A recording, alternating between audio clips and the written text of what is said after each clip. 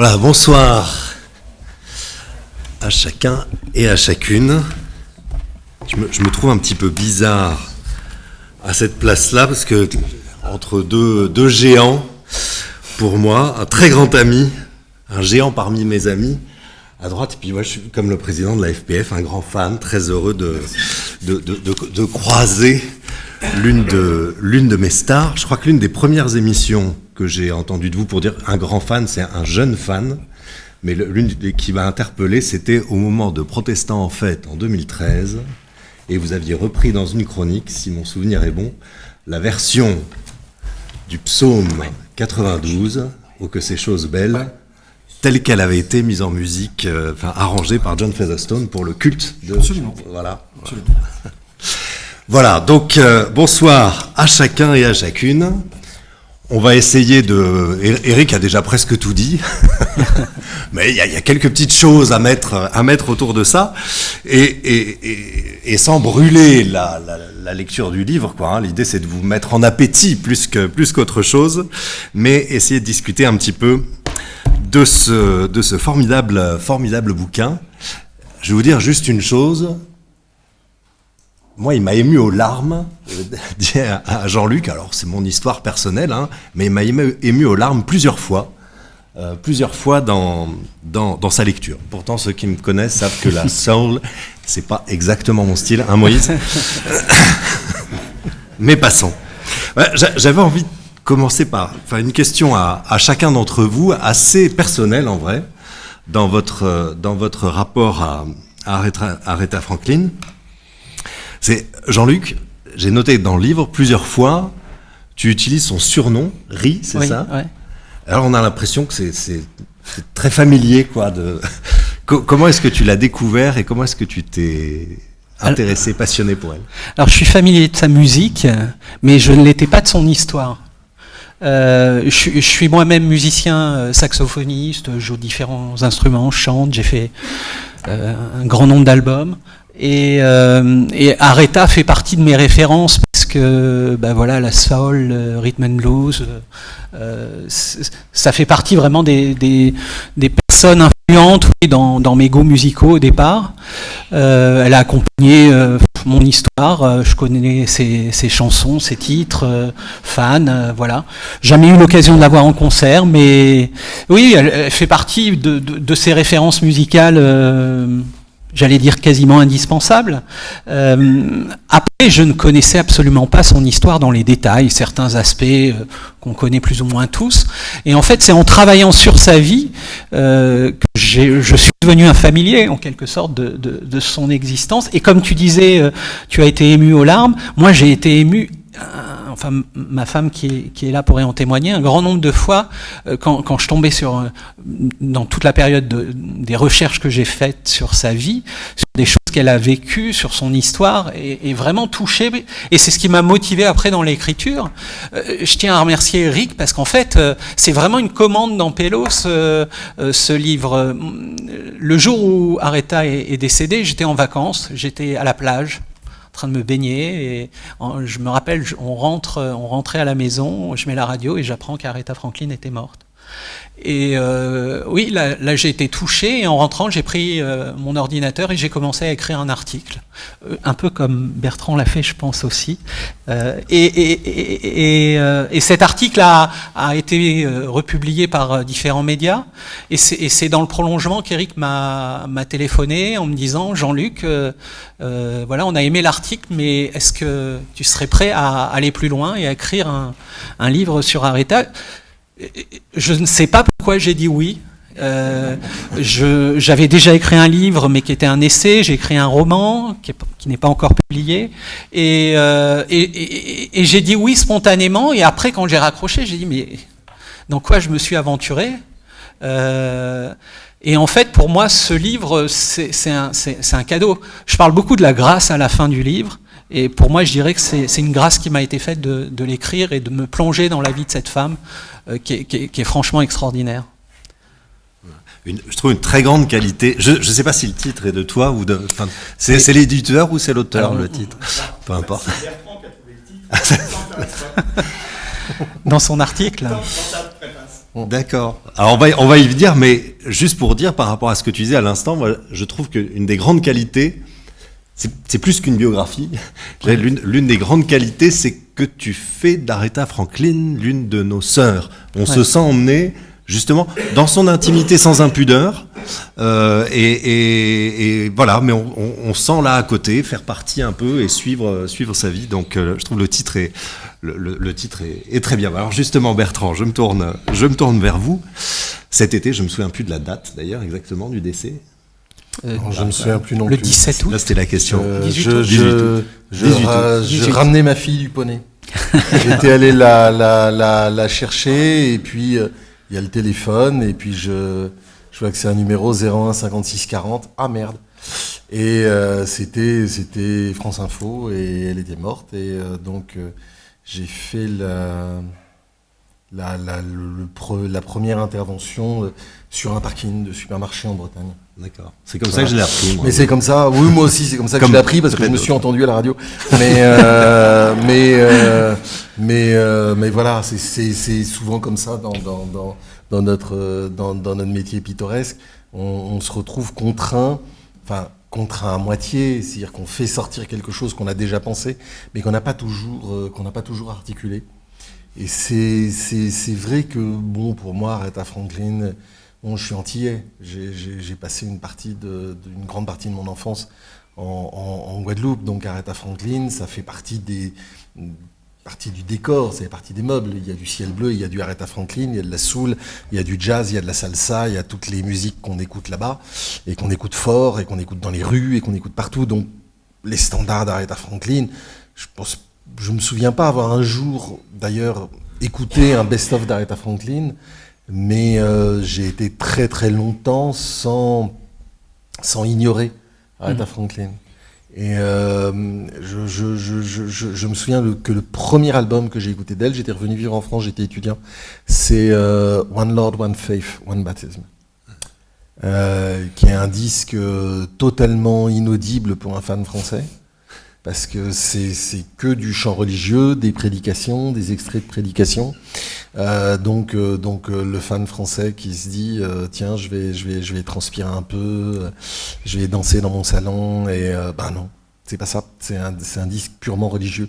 Et c'est peut-être aussi pour ça que indépendamment de ma propre foi et de mes propres obsessions personnelles sur la musique dans le protestantisme, mais c'est peut-être quand j'avais acheté ce disque, j'étais étudiant, je venais de rentrer en France, et c'est peut-être là que pour moi c'est fait pas la distinction, justement, l'identification entre Sister Aretha, comme disent les Américains, et une chanteuse pop, une chanteuse qui fait partie des meubles, qui a des tubes qu'on entend, qu'on a vu danser en tablier rose taché dans les Blues Brothers. Il y a eu une pub. Alors j'avais réfléchi, j'arrive plus à me souvenir quelle pub a utilisé une pub en France à la radio qui utilisait Think. Oui, Think. J'arrive plus à me souvenir. Mais voilà, c'est une chanteuse à la fois extrêmement familière, et j'avais l'impression, comme minoritaire protestant, de connaître une Aretha Franklin que ne connaissaient pas les Français. Et alors, justement, vous le soulignez au tout début de votre préface, sur le fait que on ne connaît pas, et que vous le dites dans des termes un tout petit peu plus diplomatiques, mais que beaucoup de bêtises ont été dites à ce sujet-là, au moment de sa mort en particulier. Ouais, bêtise, pourquoi c'est un terme gentil. Qu'est-ce qu'on ne connaît pas qu'on ne connaît pas en France, et qu'est-ce que vos confrères ne connaissent pas? En fait, pour résumer, et c'est vrai que parfois, de temps en temps, je lève un peu les yeux au ciel dans les studios avec mes camarades à France Info ou ailleurs d'ailleurs. Mais grosso modo, la culture française étant principalement catholique, et la culture française y compris des athées étant principalement catholiques. Quelqu'un qui croit en Dieu est quelqu'un de vertueux ne boit pas d'alcool, ne va pas aux putes, ne fait pas d'enfants à 15 ans, ne prend pas de drogue, est un peu chiant. Donc forcément ne va pas faire de musique. Forcément va pas danser des danses qui font transpirer sous les bras. Enfin voilà. Alors quand je dis que pour moi un des plus fervents catholiques que je connaisse et qui dans sa vie en acte prouve sa foi catholique, c'est Patrick Saint-Éloi, Jean-Philippe Martelly, Pipo, un des chanteurs de Cassave, qu'on voit sur scène sauter en l'air, etc., etc. Ce type est un vrai catholique profond, etc. Je suis pas d'accord avec plein de choses avec lui, mais c'est un vrai catholique. Mais l'image que se projette la plupart des Français, et souvent dans les médias, de la foi, de la simple foi, de ce que c'est vivre en foi, vivre en suivant, en essayant de suivre, parce que suivre, c'est pas suivre, c'est essayer de suivre, c'est plus ça, c'est totalement incompatible avec la musique pop. Et c'est totalement incompatible avec une vie telle que celle d'Aretha Franklin. Quand on dit qu'elle a eu son premier enfant à 14 ans, c'est presque une des choses les plus vertueuses chez elle. Enfin, je veux dire, c'était un pochetron, faut quand même le reconnaître. C'était pas quelqu'un de... C'était pas vraiment une intellectuelle, pardonnez-moi. Et non seulement elle a fait un premier enfant à 14 ans, elle en a fait un deuxième à 15 et demi. Elle n'a pas eu toujours des choix extrêmement pertinents dans ses compagnons de vie. Même comment elle a pu merder à ce point. Mais voilà. Mais en même temps, ce qui est le plus troublant et ce qui moi honnêtement me trouble le plus, il y a d'autres gens qui sont comme ça, c'est à quel point il y a une espèce d'évidence et de puissance de la foi et du message religieux chez elle, qui est totalement inaudible et incompréhensible par la plupart des gens qui sont d'une culture catholique un peu paresseuse. Voilà. La foi, ce n'est que des oies blanches, etc. Ben non. Ce qui est intéressant dans le bouquin dans son ensemble, c'est que la préface est quelque part plus identitaire, pardon de le dire comme ça, que le bouquin lui-même. Alors, je le dis avec un petit sourire, mais je trouve amusant que ce soit le journaliste de France Info qui commence par insister sur la grâce, parce que voilà, c'est ça le sujet. Ce qui d'ailleurs donne une clé de lecture, géniale au bouquin, quoi. Hein, et, comme tu le disais, c'est la trame de fond et puis c'est la fin du livre. Mais que le pasteur, lui, quelque part, vient aussi à la rencontre du lecteur, quel qu'il soit. C'est un bouquin qui n'est pas fait que pour les protestants. Voilà, c'est juste ce que je voulais dire. C'était l'idée, aussi. Voilà, mais je trouve ça assez amusant que vos chemins se croisent là-dessus, que le journaliste musical croise le pasteur et quelque part les rôles presque s'inversent. Si tu me permets, j'en profite pour remercier Bertrand, parce que Bertrand a dit oui tout de suite quand je lui ai demandé s'il serait d'accord d'écrire la préface. Ça m'a touché personnellement, j'ai trouvé ça vraiment vraiment sympathique, et ce qui m'a touché le plus, c'est quand j'ai lu la préface, parce que finalement elle collait parfaitement à ce que je voulais exprimer dans le livre, et même de façon plus punchy encore. Et oui, je pense qu'il y avait besoin après dans le récit autour d'Aretha Franklin de rester autour de sa vie, de permettre une lecture facile pour tous. Mais voilà, les choses étaient placées dès le début et ça permettait ensuite de dire tout ce qu'il y avait à dire. Très bien. On va arrêter de se congratuler maintenant, hein, c'est bien, ça c'est fait. On va dire du mal. Voilà. Alors, pas dire du mal, mais rentrer un peu dans le vif du sujet. Et je vous pose un peu quelques questions en suivant la trame du livre, plus ou moins. Alors déjà sur le contexte, un peu, on a déjà évoqué à plusieurs reprises, c'est vrai que ça frappe tout de suite. Hein. Maman à 13, 14, 15 ans, tout le contexte familial, père, pasteur, volage, en tournée tout de suite à 12 ans, dans des bus où on s'imagine un petit peu comment ça pouvait se passer, tout en étant très poussé par très poussé par son père qui enfin visiblement adorait sa fille quoi. Ah oui.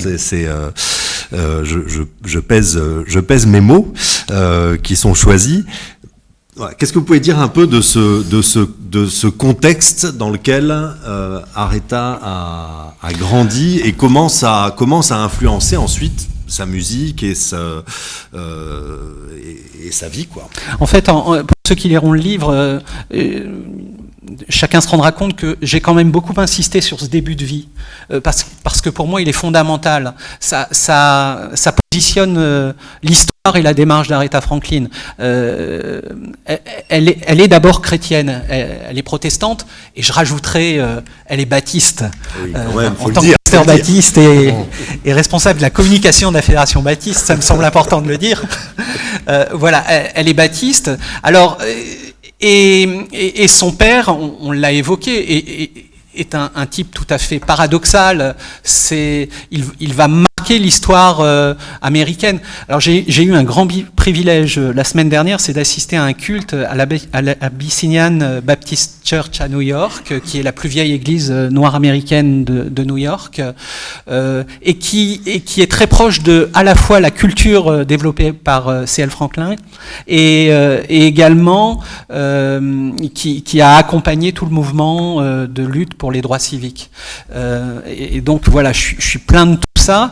C'est ce qui est très intéressant avec son père, c'est ça va être un type qui a une vie, comme Bertrand l'a dit en quelques mots, mais voilà, de façon très claire, une vie très très très étonnante, voilà, volage et plus que ça encore. La mère d'Aretha quitte le domicile alors qu'elle n'a que 10 ans et elle va, enfin même avant, et elle va mourir alors que Aretha a 10 ans. Mais c'est un type en même temps qui va apporter une prédication qui va influencer très très fortement le protestantisme américain. Beaucoup de prédicateurs par la suite, dans sa façon aussi d'amener les choses, et il va casser quelque chose qui était installé en fait dans la culture protestante américaine, où il y avait une véritable séparation entre la culture séculière, la musique, les arts, la société, et ce qui se vivait dans l'Église. Donc il y avait une musique d'Église et une musique du monde, et rien ne pouvait permettre en fait le lien entre les deux. D'ailleurs, les artistes qui étaient des artistes gospel ne faisaient que du gospel et s'interdisaient de pouvoir aller chanter à l'extérieur. Et lui va créer un pont en allant dans les clubs. Alors l'église se trouve à Hastings Street, qui est une rue à Détroit où se côtoient donc cette église baptiste, mais tous les grands clubs de blues et de R&B, de rhythm and blues, et donc CL va aller dans ces clubs, devenir l'ami des musiciens, les faire venir chez lui, mais les faire venir aussi à l'église. Et il va créer un pont, une dynamique, et son grand message par rapport à la culture se résume dans le fait que pour lui, la musique est un don de Dieu, et que toute musique est donc bonne dès l'instant où elle est considérée comme étant un don de Dieu.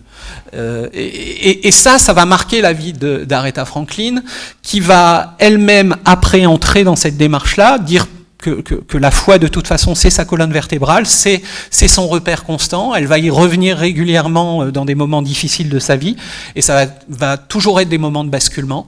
Et puis l'autre chose, c'est que de la même façon que le pont est créé entre musique séculière et musique d'église, Aretha va vouloir le faire aussi au niveau des styles de musique, avec cette idée de traverser les genres, et alors les genres musicaux, mais traverser aussi l'identité culturelle. Elle ne veut pas être une chanteuse noire pour la communauté noire. Elle veut pouvoir s'adresser à tous, et c'est ce qu'elle va réussir à faire dans la deuxième partie de sa carrière musicale. La première, c'est chez Columbia, où ça ne va pas se produire. Elle va être lancée, mais elle ne va pas arriver à faire ces tubes qui traversent les genres, mais elle va y arriver avec Atlantic, avec Jerry Wexler, son manager, qui va voilà, dynamiser. On va revenir ça. sur la musique Ouais. et sur la suite un petit peu plus tard, pour rester dans les débuts de sa vie. Ce qui ressort très, très fortement de ton livre, c'est les blessures, quoi. C'est quelqu'un qui est... Et puis jusqu'à la fin. Qui est très blessé, on va pas faire de la psychologie de bistrot, hein, mais sur les choix de vie un petit peu étranges, on se dit il y a des choses qui doivent venir de là. La relation à son père paraît très étrange parce que on se dit, alors bien sûr on lit aujourd'hui au XXIe siècle. Mais on a ce père qui a l'air d'idolâtrer sa fille, qui la met sur les planches à 10 ans, qui en tournée à 12 ans, et qui en même temps la laisse dans des bus avec des mecs qui... Voilà. Et on a l'impression que d'un autre côté, elle va pas lui en vouloir, elle garde une relation très fusionnelle toute sa vie avec ce père. Elle va pas lui en vouloir de la séparation avec la mère, de toutes ces choses-là. Vu d'aujourd'hui, de nos yeux d'aujourd'hui, ça paraît surprenant. Il y a quelque chose qui tient à ce que les anthropologues appellent la famille patriarcale matrifocale, qui est caractéristique des sociétés créoles et notamment des sociétés du sud des États-Unis, qui sont des sociétés qui sont nées de l'esclavage. Et dans lesquels l'enfant appartient au propriétaire du ventre de la mère. Donc l'enfant est attaché à la mère et le père est à la fois une espèce d'idole et quelqu'un comme le père pouvait être vendu séparément de l'enfant, mais pas la mère. C'est resté dans les sociétés, ça reste très très longtemps.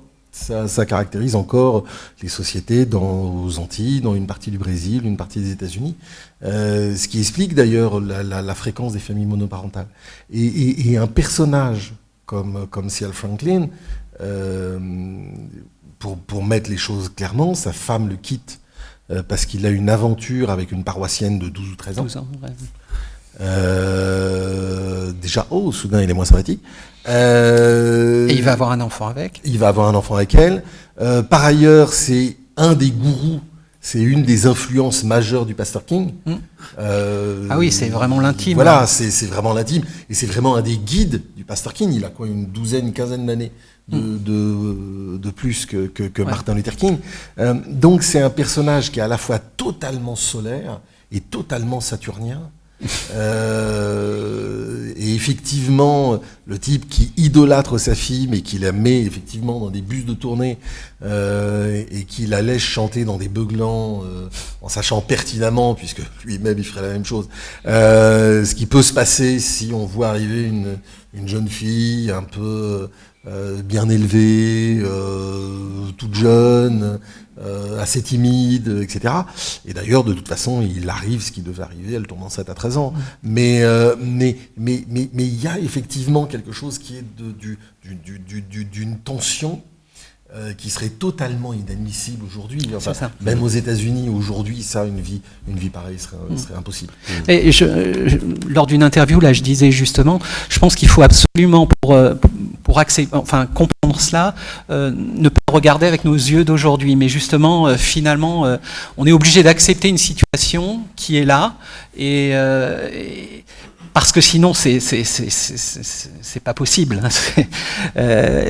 Alors le fait qu'elle ait des enfants ne posera aucun problème à la famille, c'est la grand-mère qui va s'en occuper. Et là on retrouve aussi des fonctionnements typiques. La grand-mère qui s'est occupée d'elle. Ah ouais, la grand-mère elle suit des générations. Oui, et qui va être aussi extrêmement importante. Et de même qu'Aretha est une espèce de mère de substitution à un moment, qui est juste Maria Jackson. Ouais. C'est juste Maria Jackson qui vient à la maison, babysitter la gamine, lui donner des petits cours de chant, l'apprendre à faire la cuisine, à ravauder ses chaussettes.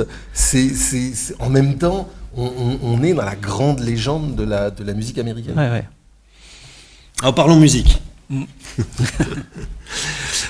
le disais à l'instant, voilà, il y a des mondes infranchissables entre le milieu de l'église et la musique gospel, donc qui avait continué à se développer et à évoluer. On sent que dans justement l'environnement de C.L. Franklin, on sent un gospel très moderne de l'époque, reste des classiques. et dans les albums gospel d'Aretha Franklin, Il y a du classique et il y a du très moderne, qui même aujourd'hui pour un auditeur français et pas forcément, je pense, ce qu'il aura en tête en pensant gospel.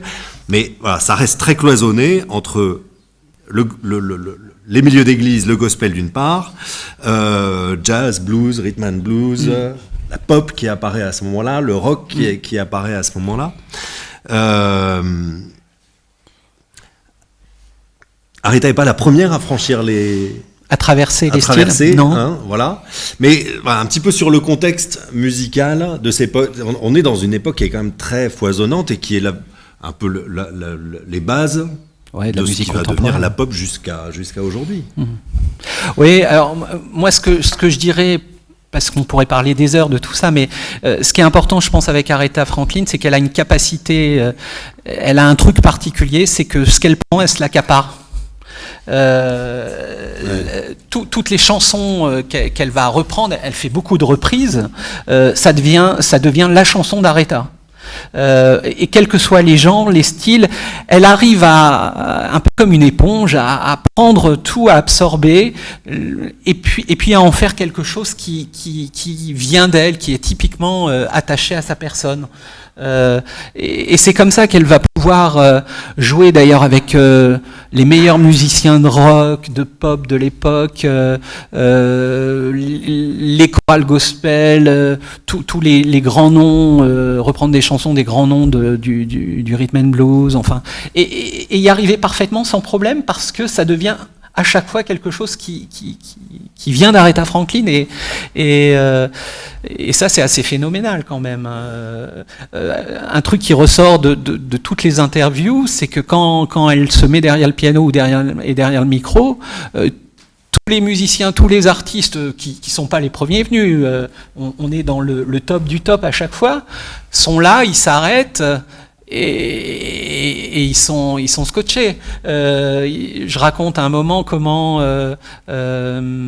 Clapton se retrouve dans un studio et a du mal à jouer parce que c'est Aretha qui chante. Il est tellement impressionné. Bertrand, qu'est-ce qui faisait d'Aretha la reine de la soul? Alors je pense qu'il y a deux choses. Il y a effectivement, comme le dit Jean-Luc, il y a une capacité à faire la même chose partout. Et ça s'appelle le génie ou le grain de la voix ou le style. Mais c'est une capacité à être grosso modo pop dans la soul dans la pop, gospel dans la pop, pop dans le gospel. Donc il y a une espèce de continuum, il y a une espèce de personnalité d'Aretha qui s'impose partout. Mais en ça, elle est proche de deux ou trois autres grandes légendes de la musique américaine qui ont produit énormément de chansons profanes et de chansons religieuses aussi, et juste avant elle, puisque le basculement se fait en 56, c'est Elvis. Ouais. Elvis qui, la même année, fait Heartbreak Hotel, son premier grand tube national du nord au sud, de l'est à l'ouest, et, ça c'est en janvier, et en fin d'année, il enregistre ses premiers enregistrements de gospel, sa première version de Swing Low, Sweet Chariot, etc., dans la grande tradition pentecôtiste, puisque lui, il est pentecôtiste, il n'est pas baptiste. Et style différent. C'est le fameux pelvis pentecôtiste. Il n'y a pas de pentecôtiste, j'espère, ça va choquer personne, pardon. Mais il y a, elle vient, avant et après, des artistes.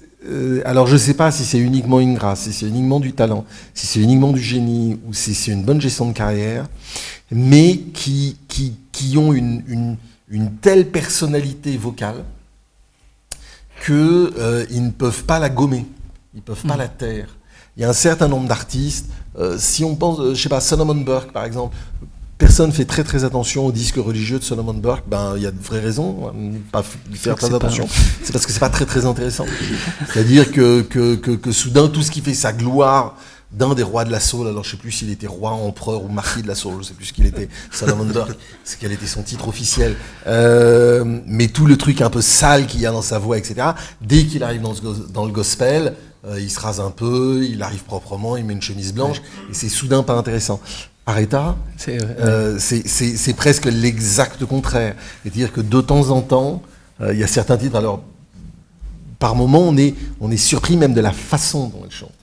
C'est-à-dire qu'on se dit, mais là, elle arrache trop, elle en fait des caisses, et c'est vrai qu'il y a des enregistrements religieux, même sur One Lord, One Faith, One Baptism, mais il y a un autre album de chants religieux qu'elle a fait dans les années 70.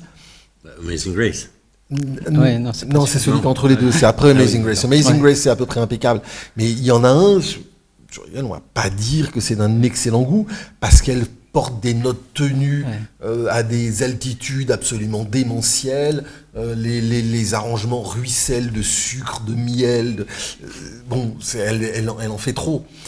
Mais on a l'impression qu'elle est en train de faire de la pop à Las Vegas. Non, elle fait juste du chant religieux dans une église. Donc il y a, je pense, quelque chose qui la saisit. Et qui fait qu'à aucun endroit, elle ne cesse d'être cette chanteuse qui exagère un peu. Parce que c'est aussi ça, son extraordinaire talent, c'est qu'elle en fait trop. Et elle en fait juste trop. Et alors je sais bien, c'est pas très cachère de la comparer tout le temps à Elvis, mais elle a un peu ce même truc qu'Elvis sur une note. On parle du fameux d'Elvis, mais elle, juste sur une note, c'est Aretha. On la reconnaît immédiatement. D'où la reine. D'où la reine, ouais. La reine. Comparée au roi. Sister, mais reine. Mais en vous écoutant, j'ai dit à Jean-Luc en parlant avant, je dis, moi, la soul, c'est pas du tout mon domaine. Et je me rends compte que, avec ce que vous dites, je suis incapable, moi, de me dire la soul, c'est ça. Mais avec ce que vous dites à partir d'Aretha, je me dis, oui, jazz, blues, il y a de ça, rock un petit peu, rhythm and blues. Et est-ce que vraiment il faut parler de soul, ou bien est-ce qu'il faut parler de sa musique à elle, quoi? Ouais, on peut quand même parler de la soul. Je pense que la soul, c'est Aretha Franklin. Ouais, notamment, il y a quand même pas mal d'autres artistes, mais peut-être ce qui qualifie le mieux la soul, c'est cette double dynamique à la fois, justement, de mélanger les genres, de ne pas être enfermé dans un style même rythmique particulier, parce que c'est souvent le rythme aussi qui délimite un peu le style musical. La soul mélange un peu tout ça, a des influences très diverses, et puis, comme le dit le mot, c'est la musique de l'âme, c'est la musique qui vient du fond des tripes, et tu vas le retrouver à la fois dans les textes, et puis dans la façon de l'interpréter. Et les vrais artistes de soul, c'est ceux qui te transportent, c'est ceux qui te font vibrer, voilà, je crois que ça, c'est aussi un des éléments, et quand Bertrand évoque cette capacité d'en faire trop, c'est aussi, je pense, ce qui caractérise Aretha et d'autres artistes qui vont marquer la soul. Une autre chose qui m'a frappé en lisant là, je ne sais pas si c'est le cas des autres artistes, mais c'est qu'on mélange allègrement reprises, tu l'as dit, mais alors chaque reprise d'Aretha devient la chanson d'Aretha. Respect étant sûrement le meilleur exemple, on va y revenir. Et on mélange des reprises et des compositions originales. Mais ça, c'est pas que dans la soul, c'est typique aussi de cette époque. Bertrand qui est plus spécialiste de ça, mais c'est même une pratique qui est, en fait, c'est plutôt l'inverse qui serait l'exception, c'est-à-dire que le fait qu'une chanson appartienne à quelqu'un, que personne d'autre n'ait le droit de la chanter, c'est quelque chose de très très récent dans les musiques populaires occidentales, que ce soit aux États-Unis ou en France d'ailleurs. Le fait que Ma plus belle histoire d'amour c'est vous, il n'y ait que Barbara qui a le droit de le chanter, sinon Deux balles dans la nuque. Non, c'est-à-dire qu'on en oublie même que Mon Légionnaire n'a pas été créé par Édith Piaf, et qu'un certain nombre d'immenses chansons populaires, on ne sait même plus qui les a créées, et que effectivement jusque dans les années 60 et notamment dans la soul, une bonne chanson est enregistrée une vingtaine de fois au même moment, et c'est vrai que elle a cette capacité, alors Respect étant c'est vrai, c'est le cas ultime chez Aretha, elle atomise la chanson, c'est-à-dire que elle fait partie aussi des artistes qui manifestent la souveraineté absolue du disque et de la radio. C'est-à-dire que jusque dans les années 50, en France comme aux États-Unis, et d'ailleurs paradoxalement un peu plus longtemps aux États-Unis qu'en France, les bonnes chansons sont chantées par les gens. Ils écoutent la radio, ils achètent les disques, mais ils achètent les partitions, ils les chantent chez eux, ils les chantent en famille, ils les chantent en voiture, ils les chantent avec les potes, ils les chantent au boulot. Respect par Aretha Franklin, personne d'autre ne peut la chanter. Mais c'est comme Viens danser le twist par Johnny. Vous n'êtes pas derrière votre piano avec votre grand-mère, les voisins à jouer Viens danser le twist. Et c'est cette souveraineté du disque et de la radio qui fait aussi que Aretha appartient quand même à cette, pas la toute première génération, mais c'est quand même les débuts de l'incarnation absolue d'une chanson et d'un artiste. On est quand même dans les 10 premières années de ça, pour la culture populaire, où une chanson, c'est la chanson de cet artiste. C'est la chanson de Johnny, c'est la chanson d'Eddie, c'est la chanson d'Elvis, c'est la chanson d'Aretha, c'est la chanson de James. Voilà. Et il y a aussi ça. Et c'est aussi ça qui va imprimer pour l'Amérique. Parce que Aretha est la première de ces filles-là au temps des stars. C'est aussi une dimension intéressante. C'est que c'est une des premières filles qui a tout pour être une star, à commencer par la voix, le physique, etc., mais qui a rien pour être une star. Elle est pas née du bon côté de la barrière de race, elle est pas née du bon côté de la barrière sociale, parce que son père a beau être célèbre, c'en est pas moins une culture prolo, c'en est pas moins une culture low class, c'est pas la bourgeoisie, même la bourgeoisie noire. Et elle est née du côté de l'Amérique noire qui n'a pas de chance. C'est pas l'Amérique noire des dentistes, des premières générations de professeurs d'université.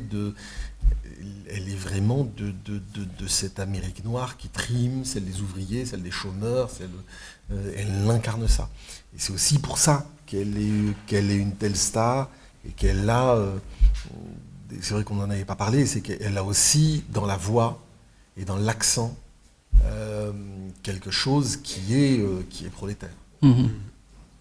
Ouais, c'est une artiste du peuple, et d'ailleurs elle va devenir l'icône du peuple, et de toutes les causes perdues, en tout cas à la base. On va revenir un peu sur ces combats dans un instant. Avant ça, on l'a évoqué aussi un petit peu son cheminement spirituel. Tu as dit tout à l'heure, il y a quelque chose qui est toujours resté, sa foi est toujours restée. Ça, elle le revendique vraiment. Elle le dit, c'est pas juste à des moments, elle a toujours été là. Et malgré un parcours qui est vraiment pas linéaire, qui est vraiment pas lisse.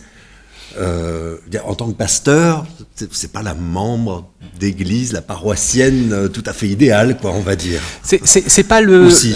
Alors c'est pas le tableau qu'on imagine idéal. Moi, j'aurais tendance à dire qu'au contraire, à la limite, pour moi, elle est l'image de chacun d'entre nous, en fait. Alors, bien sûr, à l'extrême, dans beaucoup de domaines, mais finalement, moi, alors c'est ce que je défends dans le livre, et en particulier à la fin, je dis que c'est pour moi une parabole contemporaine. J'imagine très bien Jésus aujourd'hui qui raconterait l'histoire d'Aretha Franklin. Parce que sa vie dit des tas de choses de l'évangile, des tas de choses de la foi, des tas de choses de la vie tout court aussi, et montre qu'il y a pas un itinéraire justement qui convient.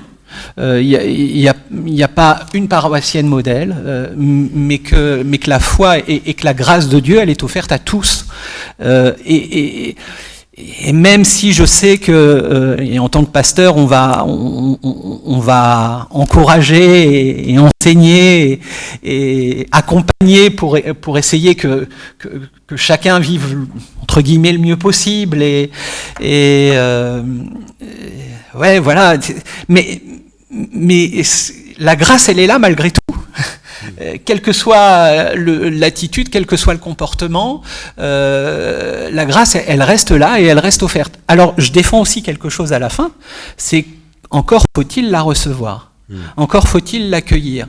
Et moi, c'est ce qui me marque chez Aretha Franklin, c'est que ça, elle va savoir le faire. Ce que beaucoup d'autres artistes qui ont un parcours assez similaire, c'est-à-dire venant du gospel, venant de l'église, et qui vont avoir des carrières phénoménales, mais aussi vivre alors je pense à Whitney Houston entre autres, j'ai pas voulu la citer pour pas cibler et viser, mais il y en a plein d'autres aussi, à mon avis ne vont pas savoir faire, vont pas savoir justement se raccrocher à cette foi qui est là au cœur de leur vie, mais ils vont pas savoir accueillir cette grâce, en tout cas moi c'est comme ça que je l'interprète, et l'utiliser pour traverser la violence de leur vie, de leur histoire, les drames. Elle va connaître des drames. Alors elle perd sa mère au départ, mais un peu plus tard, en 2 ans, elle perd son père, sa grand-mère, son frère, sa sœur, c'est-à-dire les 4 personnages qui sont fondamentaux autour d'elle et de sa carrière. Et voilà, c'est terrible. Il y a des tas d'autres choses entre-temps. Les amis musiciens qui meurent, etc., Martin Luther King. Mais elle va continuer, et elle va rester, elle va souffrir, mais justement, elle va se raccrocher à cette foi, à cette grâce que Dieu lui donne. Elle va l'accueillir et l'utiliser. Et ça, pour moi, ça me parle énormément. Et ouais, pour moi, c'est une parabole pour aujourd'hui. En tout cas, j'ai écrit ce livre dans cette idée-là. Pour moi, ça ne peut que parler à chacun d'entre nous. Alors, il y a un moment dans sa vie, il y a un moment qui est un peu un moment de grâce. Ouais, si on voulait le faire rentrer vraiment dans les catégories classiques de l'évangélisme, on dirait presque un moment de conversion, mais pas tout à fait, parce que le parcours de reconversion n'est pas plus linéaire après qu'avant. Il y a des choses qui s'améliorent dans sa vie, et heureusement pour elle, quoi. Mais qui reste quand même un moment tout à fait exceptionnel et qui va la stabiliser, qui est le moment de l'album pour faire bref, Amazing Grace. Et je propose qu'on fasse juste un petit break tout de suite pour regarder, parce que donc l'enregistrement d'un album, on va en parler après. Et qui sort en film, qui sort dans quelques semaines, et qu'on regarde juste vite fait la bande-annonce. Et puis on en reparle après. Et puis on en reparle après. Alors, elle est là.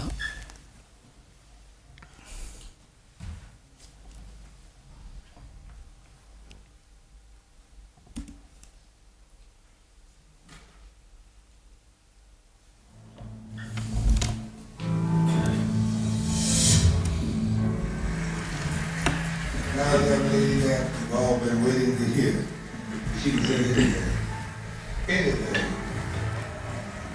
My sister, Miss Aretha Franklin.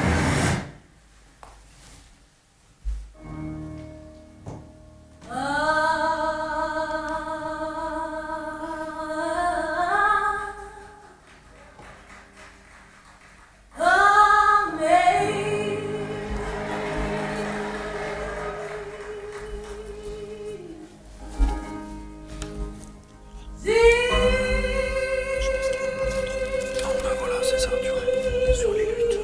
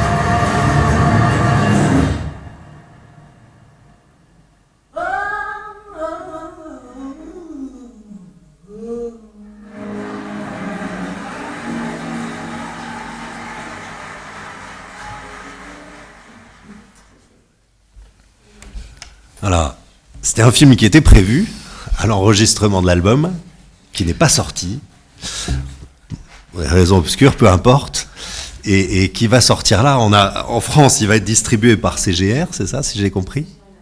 CGR Events. Et donc Catherine qui est là, qui représente. Donc 6 au 10 juin, ça veut dire que c'est que pendant cette période-là. Ouais. C'est que pendant ces jours-là. Donc, voilà. Et puis DVD très rapidement, c'est ça, si je comprends ? Ah ouais, donc DVD très rapidement, mais enfin, il faut aller le voir en Ouais, salle. le voir en salle, c'est... C'est remasterisé en Dolby. Donc l'histoire, je pense que vous allez raconter quand même l'histoire, tout le parcours du concert. Voilà. Le concert, c'est vraiment l'enregistrement du concert, et qui est assez fascinant. Et pas de coupe, pas de coupure, pas d'embellissement, l'état brut de ce concert. Et c'est vraiment impressionnant. Et un son, aujourd'hui, je le veux au cinéma, et vraiment époustouflant. Ouais, et alors vous me disiez tout à l'heure que la France est assez exceptionnelle parce que c'est un film qui va pas avoir une très grosse distribution globalement, mais vous me disiez en France dans 122 salles, aux États-Unis 262, donc en fait, la France semble avoir la plus grande distribution en Europe. voilà. Ce qui est intéressant, en fait, ça dit quelque part, et ça c'était une question aussi pour vous deux, c'était sur la place du gospel en France, mais... C'est-à-dire, on a arrêté, on n'accepte plus et on a limité à 120 concerts. Ouais, c'est ça. Ouais. Or, on a beaucoup trop de demandes. Ah oui, d'accord. Donc, et puis, c'est une sortie de noyau du ciel avec beaucoup de restrictions. Voilà, c'est très administratif, mais on a dû refuser beaucoup de cinéma. Alors, moi j'ai vraiment envie de dire, c'est le film à voir. Alors c'est Sidney Pollack d'ailleurs. Derrière, on va pas raconter toute l'histoire de l'enregistrement. Là, je vous recommande de lire dans le livre. Je donne les détails. Mais il y a des trucs très croustillants parce que c'est Jerry Wexler, le manager, qui va demander à Sidney Pollack de venir faire cet enregistrement. Contre l'avis d'Aretha et de James Cleveland en particulier. James Cleveland, c'est lui qui est le conducteur musical et artistique de ces moments-là. Et ils vont s'accrocher un petit peu. Enfin voilà, il y a plein de choses. Ce qui fera d'ailleurs que le film n'aura pas le droit de sortir par la suite. Mais c'est quelque chose d'assez extraordinaire parce que on utilise le mot concert parce que c'est facile, plus facile à être entendu partout. Mais c'est pas un concert en fait. À ce moment-là de son histoire, Aretha veut reproduire en fait ce qu'elle a connu avec son père dans ses tournées de gospel qu'elle faisait alors qu'elle était gamine. Et donc elle ne veut pas faire un concert, elle veut faire une célébration, elle veut faire un culte enregistré. Et ça va se faire dans l'église baptiste de Los Angeles où James Cleveland est directeur musical, et ils vont le faire vraiment, et puis alors tout va être conduit de cette façon-là, c'est que on est dans un lieu sacré, on vit un moment sacré, et on n'est pas en train de faire le show, mais on est en train de se tourner vers Dieu, de le célébrer et de l'écouter. Et c'est vraiment ça l'esprit d'Amazing Grace. Et ça va devenir l'album le plus vendu de gospel, à plus de 2 millions d'exemplaires. Il est toujours en tête des albums gospel. C'est l'album référence de gospel, mais c'est un truc phénoménal ce qui se passe. Vous avez vu un petit peu, elle est derrière la chaire. Il n'y a pas de lumière, il n'y a pas d'éclairage. C'est une célébration. Juste pour dire, voir en musique, donc là, c'est vraiment ce que vous allez voir, les ressort de tout le coffret du livre. Ouais. Dans cette année, donc c'est vraiment Avec le film. avec le film, voilà, le coffret, vinyle, Ouais. le CD et tout, il ressort vraiment tout de ça. Ouais. Et bon, on est dans la maison du protestantisme. Parmi vous, il y a beaucoup de gens qui sont impliqués, soit en tant que pasteur, soit dans des responsabilités d'église aussi. Moi, je dis c'est un film que tout pasteur devrait utiliser pour emmener son église et les amis. Ça peut devenir un film vraiment de témoignage, d'expression de la foi. Enfin, il y a vraiment une opportunité, je trouve, là, à saisir, à utiliser, avec en plus quelque chose de vraiment beau. Alors vous avez vu, il y a Mick Jagger dans la salle. Ça va déclencher des réactions à l'époque, parce qu'on va... Les orthodoxes évangéliques de l'époque vont être offusqués parce que Mick Jagger est là et un certain nombre de choses, mais Aretha va couper court à tout ça. Et enfin voilà, moi je ne peux que vous recommander d'en parler, d'aller le voir. Ça dure 5 jours. Alors bien sûr, vous pourrez voir enfin avoir le DVD après, mais c'est pas pareil dans une salle de cinéma, ça je vous garantis. Je suis ceux qui me connaissent, un fervent amateur de cinéma. Je pars à Cannes lundi encore. Il faut aller le voir, hein. Franchement, faut pas louper cette occasion. Ce serait dommage. Et c'est pas pour faire de la pub à C.J.R. Evans particulièrement, mais en même temps, oui. Faut pas le louper. Parce que je trouve très beau, en voyant la bande-annonce, moi, je connais l'album, et je me le suis souvent imaginé en l'écoutant. Ouais. Ben là, c'est autre chose, quoi. Et par rapport à la vie d'Aretha Franklin, il faut quand même le dire, cet enregistrement va être un moment de basculement dans sa vie. Elle vient d'enregistrer en 67 l'album I Never Loved a Man, qui est l'album où il y a tous les grands tubes. C'est sa rencontre avec les musiciens de Muscle Shoals, le fameux studio d'enregistrement lié à Atlantic. Enfin voilà, il y a tout ça, il y a tous ces titres. Elle est au sommet de la gloire, mais il y a aussi à côté Ted White, son mari, qu'on a évoqué, qui est un type, alors artistiquement, qui jouera un rôle important et qui permet aussi le développement de la carrière, mais qui est un type qui la bat, qui la fait tomber dans l'alcoolisme, enfin voilà, et là, elle est en train de sombrer. Je parlais de Whitney Houston, on peut penser Bobby Brown et Whitney Houston, et au moment où Whitney est en train, avec d'autres choses, de sombrer, on est à peu près dans ces périodes-là. Tout le monde lui dit autour d'elle qu'il faut qu'elle quitte Ted White, mais elle n'y arrive pas, elle est complètement prise par cet homme. Elle a peur que sa carrière sombre aussi si elle le quitte. Et ce qui va faire le basculement, c'est la décision qu'elle prend d'un seul coup de faire un retour à l'église d'une certaine façon avec Amazing Grace et de se tourner vers Dieu et d'utiliser cet album. Et ça va se jouer au niveau de sa carrière parce que cet album va marquer son histoire, mais c'est aussi le déclenchement d'un changement de vie. Elle va rapidement après quitter son mari Ted White, rencontrer un autre homme qui va l'accompagner dans une vraie restauration. Elle va arrêter de boire.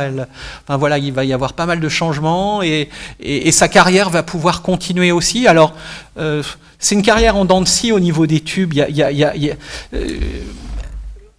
En fait, il y a l'album de 67 chez Aretha et Amazing Grace. Après, il y aura régulièrement des tubes, des choses qui vont... Mais ça va continuer, elle va accompagner l'histoire de la musique. Ce sera plus jamais tout à fait pareil, tout en restant la reine de la soul. Mais cet album est capital. D'ailleurs, tu parlais de One Face, One Baptism. Cet album-là qu'elle fera plus tard dans les mêmes conditions, un petit peu, n'aura pas le même succès parce qu'on n'est plus au même moment de sa vie. Elle voudra le gérer elle-même et James Cleveland ne sera pas là pour faire le travail qui a été fait à ce moment-là avec Amazing Grace. Ça reste un bel album de gospel, mais je suis d'accord avec toi sur le fait que c'est assez inaudible par quelqu'un qui n'est pas dans ce... Oui, qui n'est pas baptiste. Ouais, voilà. Non, mais en plus, One Lord, One Faith, c'est aussi un album politique, Ouais. à un moment où dans les églises baptistes, dans sa fédération, il y a un combat politique, il y a une espèce de canal historique avec le révérend Jackson, qui sont les fidèles de Martin Luther King et d'un certain baptisme engagé, refusant la radicalité, refusant un certain nombre de choses. Et c'est un album quasiment mainline. Oui, en c'est fait. ça. Oui, tout à C'est fait. un album un peu qui a une dimension un peu politique Ouais. dans l'Église, qui fait qu'un certain nombre d'Américains protestants ne voudront surtout pas acheter cet Eh oui. album. Avec le révérend Jackson dessus, c'est au moment Oui, parce qu'il où parle, on pense que il prêche dedans. il prêche, et on pense que le révérend Jackson peut devenir le candidat démocrate à l'élection présidentielle et ainsi de suite. Donc c'est un moment assez particulier. Mais elle retrouve une espèce de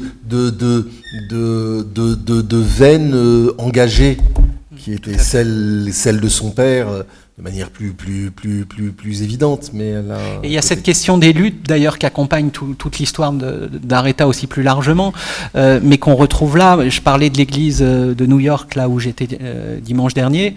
Cette église, par exemple, s'est créée parce que dans la First Baptist Church, la première église baptiste de New York, la ségrégation se vivait aussi. Donc il y avait des sièges pour les Noirs et des sièges pour les Blancs. Et à un moment donné, les membres noirs de l'église vont dire stop, on refuse ça. Et ça va pas être entendu par les responsables de cette communauté-là. Et donc ils vont créer cette première église de New York noire américaine. Et finalement, c'est des points d'histoire qu'on retrouve dans la vie d'Aretha Franklin. La lutte pour les droits civiques, Eric on a un peu parlé avec plusieurs événements, c'est quelque chose de fondamental, c'est son histoire. Dans le livre, je parle aussi de ce qui se passe à Détroit à un moment donné, les fameux événements de Détroit, et son père est là au cœur de tout ça. Enfin, c'est l'histoire des États-Unis aussi, quelque part, qui est là dans la vie d'Aretha Franklin. Non, mais justement, je vais parler des luttes. Ouais. Donc, allez-y, continuez. Il y a le morceau Respect. Alors, j'avais une question, j'ai l'impression sa vie a été une lutte, son caractère était, un caractère de lutteur, quoi, j'ai envie de dire, quelque part. Alors, plus ou moins. En même temps, il y a quelque chose de particulier chez Aretha Franklin, c'est qu'elle est timide, tu disais, elle parlait quasiment pas. C'est dans le livre, je cite plusieurs artistes, dans ces musiciens notamment, qui disent on n'entendait jamais Aretha parler. Elle était silencieuse, elle chantait, mais elle ne disait quasiment rien. D'ailleurs, Amazing. très peu d'interviews. Ah oui, Très peu. C'est une femme silencieuse. Ses engagements vont être par l'argent, dans ce qu'elle va soutenir concrètement, et puis bien sûr par ses prestations et ce qu'elle va donner musicalement. Il y a, ça nous fait revenir à Amazing Grace, il y a une exception, c'est pendant les répétitions d'Amazing Grace. Elle est donc avec l'ensemble de la chorale, les musiciens, et à un moment donné, elle va se lever, elle va prêcher à ses musiciens. Et tout le monde dit c'est une vraie prédication en fait qu'elle a apportée et qui va, pour tous ceux qui étaient là présents, être le déclencheur finalement de la réussite de l'album. Parce qu'à ce moment-là, ce qui est dit, c'est qu'il se passe quelque chose d'ordre spirituel dans toute l'équipe. Tout le monde est en train de vivre quelque chose et ça va entraîner la suite. Mais alors je crois que c'est James Cleveland. Dans mais Amazing Grace, sur Mary Don't You Weep, elle dit elle sort complètement du texte et elle prêche. Ouais. Et ça, même c'est pour ce que tu dis de la prédication de exceptionnel. son père, elle prêche à la façon de son père. Ouais. Et ça, c'est exceptionnel. Mais cette prédication dont je parle, ce prêche-là, il se vit de façon interne avec ses musiciens. Et c'est James Cleveland qui dit que c'est un moment exceptionnel parce que les mots d'Aretha sont extrêmement rares et que ceux-là vont marquer tous ces musiciens, tous ces artistes et finalement vont avoir un impact beaucoup plus large parce que ça va avoir un impact sur l'album et sur tout ce qui est transmis au travers de ça. Et on peut dire que, pour revenir sur la lutte sur les droits civiques ou la dimension politique de sa lutte, quelque part, de Martin Luther King jusqu'à Obama, c'est aussi un fil rouge Ah oui, oui. de Mais- sa vie, sinon de sa carrière. Mais c'est sa vie. Alors, elle n'est pas née à Détroit, elle est née à Memphis. Et quand Bertrand disait qu'elle, c'est une prolo, j'en parle un petit peu dans le livre, c'est qu'avec ses parents, elle va vivre cette migration des Noirs du sud des États-Unis qui partent sur Détroit pour survivre, pour trouver du travail. Et donc, elle est marquée par ça, c'est son histoire. Alors oui, après, elle va avoir une belle maison parce que son père est connu et puis après, sa carrière va faire que oui, elle a pas de problème d'argent, mais son cœur reste ce cœur marqué par son peuple, par son histoire, j'imagine aussi Big Mama, c'est le surnom de la grand-mère.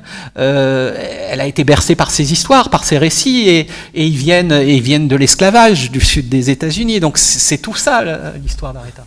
Mais là, il y a quelque chose de particulier, j'y reviens, c'est qu'elle a un accent du sud. Ouais. Et au même moment, à Détroit, il y a la Tamla Motown. Et les filles, Diana Ross, par exemple, n'a pas du tout un accent du sud. Ouais. Et elle l'incarne, c'est un peu comme ça serait un rappeur de Gennevilliers qui rappe avec l'accent marseillais. C'est un peu ça.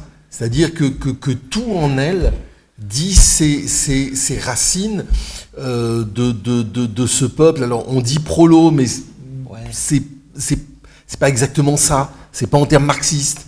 Mais c'est les Noirs du Sud, quoi, qui sont pris 300 ans d'histoire terrible. Et qui essayent de survivre. Et ça continue. C'est-à-dire que les années 60, 70, 80 restent quand même des années très, très, très tendues dans les États du Sud. Et donc, elle est vraiment de ce pays-là.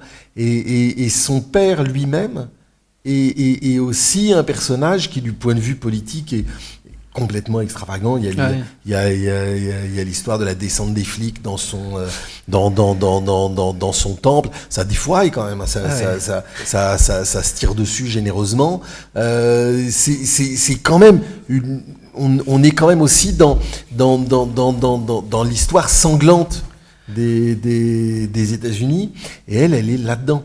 Et il y a des peurs profondes je parlais des événements à Détroit, quand elle l'apprend, son frère, Carole, sa sœur aussi, Caroline, il y a une peur soudaine parce que le père est en danger, parce qu'il se passe des choses là-bas, donc ça réagit tout de suite. On sent voilà, ces sentiments à fleur de peau tout au long. Alors, ce qui est marrant, tu parlais de Motown, c'est que justement, elle ne va pas vouloir aller chez eux, alors que tout le monde dit, mais Aretha Franklin, c'est Motown, c'est une évidence. Et c'est son père qui va refuser ça au départ, qui la veut chez Columbia. Parce que, voilà, il y a un prestige autre, et déjà, quelque part, ils veulent pas s'enfermer dans cette culture noire uniquement. C'est pas avec Columbia qu'elle va réussir, c'est avec Atlantic, mais voilà, il y a de ça aussi. On nous presse pour qu'on termine. Pour terminer, justement, on l'a évoqué plusieurs fois, j'ai l'impression qu'une lutte, qui est une lutte malgré elle, dont elle va devenir un symbole, mais qui est malgré elle, qui va naître avec Respect, c'est sur la cause féminine. Ah oui. J'ai pas le sentiment dans ce que j'ai lu que c'était vraiment quelque chose. Elle l'a chanté avec toutes ses tripes, mais c'est devenu une icône. Ouais. Devenu une icône de. Je suis pas sûr qu'elle l'ait. Oui, je pense pas qu'elle l'ait réfléchi, voulu. C'est cette chanson en fait qui déclenche tout. C'est Respect. Alors avec le fait. Drôle, c'est qu'au départ c'est une chanson hyper machiste, hein. C'est l'artiste qui rentre chez lui et qui demande du respect à sa femme parce que il a tourné, il arrive et il a besoin qu'elle s'occupe de lui. Et il lui apporte du pognon. Oui, en plus, voilà. Il lui apporte le pognon. que c'est logique. Respect, s'il te plaît. Et elle s'accapare le truc, elle change, et en plus c'est au moment de l'enregistrement que tout se fait spontanément, c'est pas calculé, c'est pas réfléchi, il y a des trucs qui se vivent sur le moment même, et ça devient un hymne féministe. Pas que, je dis, ça devient l'hymne de toutes les causes qui se sentent en danger dans cette période-là, mais notamment donc les femmes. Et alors après, elle va naturellement accompagner ça, mais on peut pas dire que par son histoire, ses choix d'hommes et tout ça, elle soit l'image de la féministe classique. Elle l'est pas plus que celle de la paroissienne idéale. Mais ça n'empêche pas que. Alors, je sais pas si on va l'entendre. Respect. Très bien. Voilà. Pour conclure, puisqu'il faut conclure, Bertrand, en un mot, en une phrase, en une minute, l'héritage aujourd'hui d'Aretha Franklin. Moi, je crois que l'empreinte la plus évidente d'Aretha Franklin, c'est quand elle est à la Maison Blanche et qu'elle chante et que Obama pleure. C'est juste ça. C'est juste 60 ans d'histoire populaire de la culture pop américaine, des Noirs aux États-Unis, de la cause des droits de l'homme aux États-Unis, de la gauche américaine, de la gauche mondiale. Et c'est juste cet homme-là, son regard sur cette femme, c'est un ensemble de transmissions qui ont beaucoup de mal à se raconter. C'est-à-dire que ce qu'il y a entre Renan, De Gaulle et Mitterrand, on voit bien, on peut l'expliquer. Ce qu'il y a entre Aretha Franklin et Obama, c'est pas du tout intellectuel. Non. C'est juste spirituel, c'est juste émotionnel, et c'est juste ce qu'est le baptisme, ce qu'est une bonne partie du protestantisme. C'est aussi cette idée que la lumière, elle est faite pour la nuit, elle n'est pas faite pour le jour. Et c'est ce qu'elle a manifesté toute sa vie. Ouais. C'est peut-être ça. C'est peut-être juste ça. C'est peut-être pour ça qu'elle est notre sœur. C'est pour ça. Et on va rester sur cette phrase. Enfin, Jean-Luc, quand même. Le dernier mot, mais sinon, la lumière, c'est pas fait pour le jour. Ça me va bien. Je dirais pas mieux. Parce que oui, c'est ça. C'est le dernier paragraphe. Hein. C'est la grâce. Hein. C'est ça. C'est au milieu des choses les plus sombres et la lumière peut briller et elle brille et elle fait briller les autres aussi. C'est ça qui est fabuleux. Voilà, il vous reste plus qu'à lire le bouquin, à l'acheter, 12 €. Vous pouvez en acheter plusieurs, les distribuer autour je crois de vous. qu'on peut reconnaître ça aussi chez Ampélos, c'est ce choix de ne pas faire des livres chers. On en parlait avec plusieurs au début, et je trouve ça assez intéressant aussi par rapport à tout ce qu'on vient de dire. Et puis très honnêtement, ça se lit comme ça s'écoute. Voilà.